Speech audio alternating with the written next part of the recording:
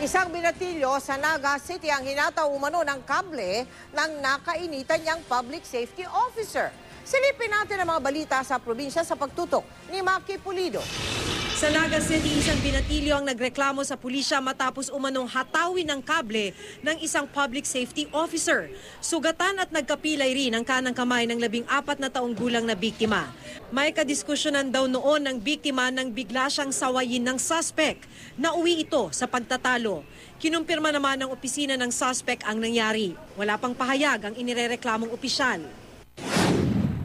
Hindi isa kundi mahigit 10 high school students ang nakuna ng video habang nakasabit at nakaupo sa bubong ng isang jeep sa Tabaco, Albay.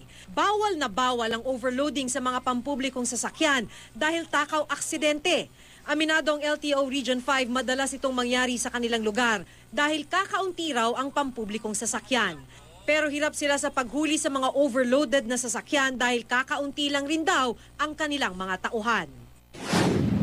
Sa Iloilo City, arestado ang 4 na babaeng sangkot sa umano'y cybersex operation. Naaktuhan pa sila ng mga otoridad sa kanilang malaswang gawain. Kakasuhan sila ng paglabag sa Cybersex Prevention Act of 2012. Batok ang inabot ng lalaking ito mula sa kaanak ng binaril niyang pulis sa Bulacan. Naaresto ang suspect na si Alex Santa Cruz na napag-alamang dati rin palang pulis. Nang hold up daw si Santa Cruz sa isang remittance center sa Bulacan at binaril pa ang responding pulis na ngayon nagpapagaling sa ospital.